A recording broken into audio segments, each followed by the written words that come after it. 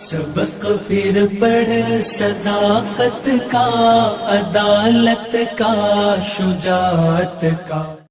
کیسر بھائی نے ایک کتاب کا نام لیا تھا، میں چاہتا ہوں کیونکہ اس سے عوام و خواص سب کو فائدہ ہوگا. جی وہ اوریجنلی کتاب ہے، بحرین کے اسکالر ہیں ابو عبد الرحمن الفوزی، ان کی وہ کتاب ہے تبصرۃ اولی الاحلام من قصص فیہا کلام. یہ پوری کتاب کا نام ہے اور اردو چھپ گئی ہے، جو زبیر علی زئی صاحب کا ادارہ تھا مکتبہ اسلامیہ سے، انہوں نے چھپوائی. اس کتاب کا نام ہے مشہور واقعات کی حقیقت. یہ ہر عام و خاص کو پڑھنی چاہیے. اس میں ان واقعات کی جر و تعدیل کے اعتبار سے اور علم اصول حدیث کے اعتبار سے چھانٹی کی گئی ہے کہ وہ واقعات جو زبان زد عام ہو گئے، مشہور ہو گئے، مگر وہ سندن ضعیف ہیں، موضوع ہیں وہ واقعات، تو اردو میں مل جائے گی مشہور واقعات کی حقیقت پی ڈی ایف کے اندر. یہ سارے مسلمان خاص طور پر عوام و خواص یہ لازمی پڑھیں، اور وجہ بیان کی ہے کہ یہ واقعہ کیوں ضعیف ہے، اس کے اندر کیا علل ہے، وہ سارے انہوں نے بیان کیے ہیں. مشہور واقعات کی حقیقت لازمی پڑھیں. بہت زبردست، شکریہ بہت بہت. جی مرزا اقبال اے بی. جی السلام علیکم. وعلیکم السلام. شکریہ، بہت دنوں سے انتظار میں تھا آپ سے بات ہونے کا مفتی صاحب. یاسر صاحب سے یہ بات ہوا تھا مفتی شمائل صاحب کے اسٹریم میں. جی خیر، میرا سوال یہ ہے کہ مفتی صاحب آپ اس کا پہلے جواب دیں گے دینی اعتبار سے، پھر کیسر صاحب سے دنیاوی اعتبار سے چاہیے جیسے سوال رکھیں.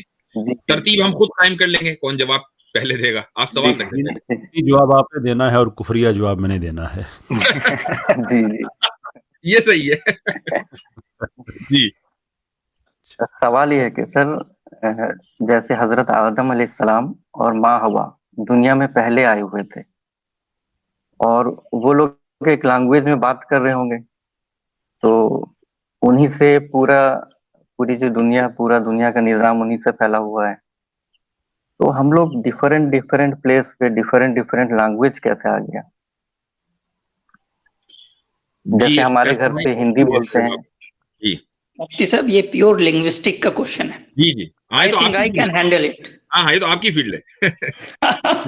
جی جی جی جی فرمائیے. ویسے قیصر بھائی آپ پہلے عرض کر دیں پھر میں. دیکھیے اس کا تعلق اینتھروپولوجی سے بھی ہے، جو اسٹڈی آف کلچرز ہے، کہ اینڈ آئی ڈونٹ تھنک کہ ہمیں آدم علیہ السلام تک جانے کی ضرورت ہے. یہ تو آج آپ عہد حاضر میں دیکھ لیں، ہماری اردو زبان کو دیکھ لیں کہ کس طرح سے یہ مختلف گروہوں سے ملی ہے تو یہ بنی ہے. کسی بھی سوسائٹی میں آپ جاتے ہیں تو ایک زبان بن جاتی ہے. یرش لینگویج یورپ میں جو عام طور پہ جو جوش کمیونٹی ہے وہ بولتی ہے، تو وہ اکٹھے ہو کے ان کی ایک زبان بن گئی ہے. یعنی جب کمیونٹیز اکٹھی ہوتی ہیں، نئی جگہ پہ جاتے ہیں، تو جیسے جیسے اپنے خیالات کو وہ مختلف طریقوں سے وہ اظہار دیتے ہیں تو اس سے ایک زبان ڈیولپ ہو جاتی ہے. ابھی بھی بن رہی ہیں زبانیں، ابھی بھی نئی زبانیں بن رہی ہیں، ہر روز بنتی ہیں، ایڈ ہوتا رہتا ہے. Over a period of time وہ اتنا ایک کوڈیفائڈ سسٹم ہو جاتا ہے کہ وہ ایک نئی زبان کی صورت میں آ جاتا ہے. سو آئی ڈونٹ تھنک اس میں حضرت آدم یا حضرت حوا سلام اللہ علیہ ان کا ہمیں کوئی اسپیسیفک ریفرنس چاہیے کہ ان کے بعد کیسا ہوا. یہ تو آپ ہر روز ہوتے ہوئے دیکھتے ہیں. میں اس کی ایک مثال دینا چاہوں گا. سیم بھائی چلے گئے کیا؟ سیم کہاں چلے گئے؟ اچھا ہیں. جی جی موجود ہے. سیم بھائی جی لوگو دوبارہ آپ ایڈ کر لیں. سیم بھائی آپ کی اوتار جو ہے اس کو ایڈٹ کر لیں. اوتار جو ہے اوتار.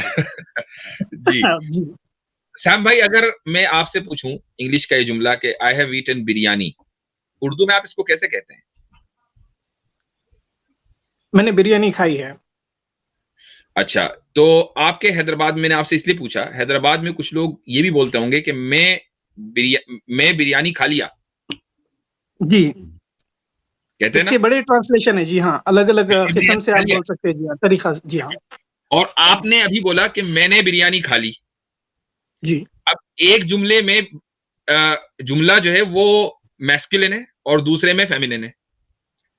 اس کی جو ورب ہے اس کی وجہ یہ ہے کہ کچھ لوگ خصوصاً جو حیدرآبادی ڈائلیکٹ ہے اس میں جو ورب کا جو مؤنث یا مذکر ہونا ہے یہ سبجیکٹ کے اکارڈنگ ہوتا ہے اور کچھ جگہ پر آبجیکٹ کے اکارڈنگ ہوتا ہے. اب بریانی جو ہے وہ مؤنث ہے، تو میں نے بریانی کھا لی، تو جو ورب ہے یہ مؤنث بنا چونکہ جو آبجیکٹ ہے وہ مؤنث ہے. میں بریانی کھا لیا تو اب بریانی کو نہیں دیکھا جائے گا, میں کو دیکھا جائے گا, چونکہ وہ سبجیکٹ جو ہے وہ مذکر ہے تو اب ورب مذکر ہے. لیکن اگر یہی جملہ کوئی عورت کہے گی تو وہ کہے گی میں بریانی کھا لی. جی عامر بھائی کیا کھائیے گا؟ تو یہ میں نے مثال اس لیے دی ہے کہ ایک ہی لینگویج میں, ایک ہی ملک میں, بلکہ ایک ہی شہر میں گرامر الگ ہو جاتا ہے, اور یہ آج کی تاریخ میں ہو رہا ہے. جی آپ جہاں پہ مفتی صاحب رہتے ہیں, فیصل بھائی ایک بات عرض کروں کہ اس پہ کچھ لوگ ہو سکتے ہیں مفتی صاحب, اور جی سوری جی پلیز جی ایک بات کہ اس پہ ممکن ہے کہ کوئی اعتراض لے کر آ جائے کہ بھائی جب دو الگ الگ زبانیں مل رہی ہیں تو تیسری زبانیں پیدا ہو رہی ہیں. یہ تو بہت obvious ہے. یہ بات کہ آدم علیہ السلام جب آئے تھے تو ایک ہی زبان تھی, تو ان کے بچے بھی وہی زبان کہتے تھے, پھر ان کے پوتے پوتری یعنی کہ جو تھے وہ بھی ایک ہی زبان کہتے تھے, دوسری زبان کا کوئی وجود نہیں تھا. تو جب دو زبانیں ملی نہیں تو پھر تیسری زبان کیسے پیدا ہوئی؟ مطلب یہ ان کا ایک آرگومنٹ ہو سکتا ہے بیسیکلی. تو یہ بات سمجھنی چاہیے کہ ایک زبان, اور یہ بہت پاسبل نہیں بلکہ ہوا ہے, اس کے اوپر بہت ساری اسٹڈیز پائی گئی ہے آلریڈی, کہ کوئی آئسولیٹڈ زبانی ہو, یعنی کہ سمجھے کہ کوئی ایسی بہت سارے ایسے قبائل بھی رہے نا جن کا باہر کے قبیلوں سے کوئی تعلق نہیں رہا, کبھی نہیں رہا, آج بھی مطلب اب بہت چند گنے چنے رہ گئے. تو ان کے اندر بھی کیا ہوتا ہے کہ ایک ہی زبان جب لمبے وقفے تک ایک لانگ پیریڈ میں بولی جاتی رہتی ہے تو اس کے اندر دھیرے دھیرے تبدیلی آتی ہے, اور پھر وہ زبان جو آئسولیٹڈ ہو, جس کے ساتھ کبھی کسی دوسری زبان نے انٹریکشن نہیں کیا, اس زبان کے اندر ہی پہلے کیا ہوتا ہے کہ ڈفرینٹ ویریئنٹس پیدا ہوتے ہیں, الگ الگ ویریئنٹس پیدا ہوتے ہیں, بول چال کے الگ الگ لہجے پیدا ہوتے ہیں. پھر وہ لہجہ آگے بڑھتے بڑھتے جو ہے بالکل دوسری زبان میں جو ہے کنورٹ ہو جاتا ہے. تو یہ سوال بھی کرنا کہ پہلے تو صرف ایک زبان تھی, پھر بعد میں وہ دوسری زبان میں کیسے آ سکتا ہے. So that is very common phenomena, اور یہ ہمیشہ سے ہوتا رہا. ایسی زبانیں جو بالکل آئسولیٹڈ رہی ہیں ان میں پہلے ویریئنٹس پیدا ہوتے ہیں, پھر وہ ویریئنٹس جو ہے دوسری زبان میں کنورٹ ہو جاتی ہیں. جی مرزا اقبال صاحب آپ کا جواب ہو گیا؟ جی ہمارا تو جواب ہو گیا, اور مطلب میں امید رکھتا ہوں کہ جن کے لیے یہ سوال میں کیا ہوں ان کو جواب مل گیا ہو. چلے ٹھیک ہے, بہت بہتر, بہت بہتر. اور ایک چیز ہے, آپ سے دعا کی گزارش ہے. جب سمائل صاحب کے یہاں گیا تھا آپ کو دیکھ کر, تو اس دن میں نے ابو کی طبیعت خراب چل رہی تھی, دعا کی گزارش کی تھی, اور سنیچر کے دن ہی ان کا انتقال ہو گیا, اسی رات میں, رات گزرنے کے بعد. اللہ تعالیٰ ان کے درجات بلند کرے, دعا کی گزارش فرمائے. باقی جتنا سوال تھا نا, آپ لوگوں کا اسٹریم دیکھ کر سارا جواب مجھے مل گیا. عامر حق صاحب کا, کیسر احمد رضا صاحب کا, اور مسلسل آپ کا. بس ایک ہی یہی سوال رہ گیا تھا. میرا تو ابھی جواب آیا نہیں, میں نے بولا نہیں. سورہ روم کی آیت ہے, الروم کی آیت ہے. اللہ تعالیٰ فرماتے ہیں وَمِنْ آیَاتِهِ, اعوذ باللہ من الشیطان, وَمِنْ آیَاتِهِ خَلْقُ السَّمَاوَاتِ وَالْأَرْضِ وَاخْتِلَافِ اللَّيْلِ وَالنَّهَارِ وَاخْتِلَافِ أَلْسِنَتِكُمْ وَأَلْوَانِكُمْ.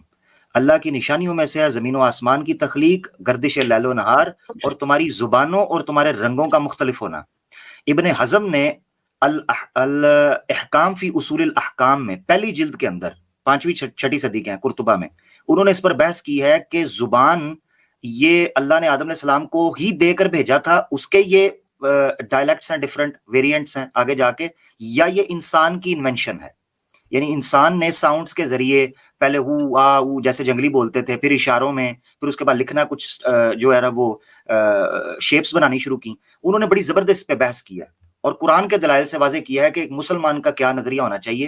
اور انہوں نے استدلال کیا قرآن کی سورہ بقرہ کی اس آیت سے کہ علم آدم